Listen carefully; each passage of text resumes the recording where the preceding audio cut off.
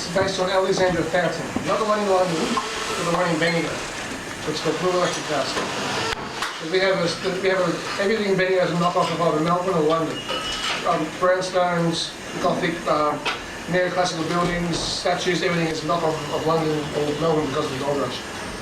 So this is a knockoff of Alexandra Fountain. Blue Electric Dusk. Sitting on the edge of chaos where tranquility comes in with the tide, watching birds take to flight. Are they now chasing their better life as we sit, losing inspiration from memories, drowning in melancholic libations, potions, lotions, all manner of deceit? I watch as old friends, mentors, would-be lovers, losers, gamblers, bargainers, prophets, minstrels, dreamers, realists, the sorrow and the hope, liars and the dead, all danced around the fires of fame, fortune and fate. Yet in my mind, all I see, white-robed girls, tambourine flutes, books that amuse them, dancing above the curtains of water, hopes, dreams and darkest desires in the middle of a busy urban street. Sitting in a stockpile of what could have been now, floating away in tunes by the cradles of convention, and the nonsensical illusions, the heavier the stone the better, skimming coins and withdrawing rock. Why does fortune always favour the foolish? Just one more was all we wanted, one more chance at the game of knowledge before the fall, before the end of the wheel of life. The arthritic sisters lost their place centuries before, and now all that lies before us is not just a piece of sky. Follow the birds, jump in the ocean. That for a time was a lake. Close your eyes and dream, maybe now we can all have our own blue electric dusk. Not just the shadows that fall between the dream and the desire.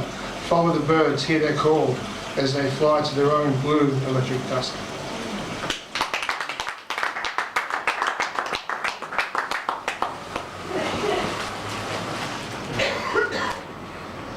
Here's a very short one. We leave before the morning. We leave before the morning. We wander alone across the shores of our lost emotions. We leave before the morning. Ashamed, astounded, horrified, fortune's fade, misery remains. How long ago was it now when we first fell in love? Or the world was new. I was born in your kiss. I died 1,000 times.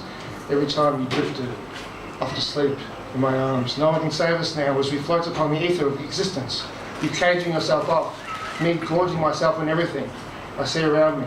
Everything, everyone is on the menu for me now.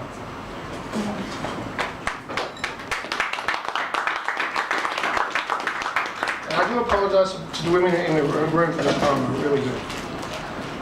As I gaze upon my lover's face, to watch the soul leave the body is like watching an air leaving a balloon. The face contorts, the body spasms, the bowels void themselves. You're left with nothing but an empty shell, a bag of meat and broken bones. The look upon her face as I dug my fingers in, when crimson lips now turned to ash, purplish grey. Blood vessels burst, that look upon my lover's face, when I told her of my plans.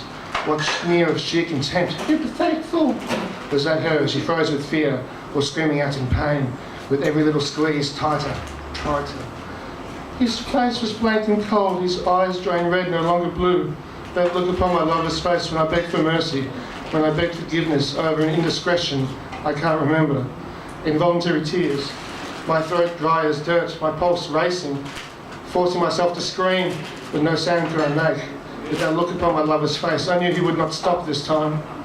When I gazed upon my lover's face, as I felt her muscles in her neck pulsating and writhe, her body like jelly turned to pure light, her body falling to the floor.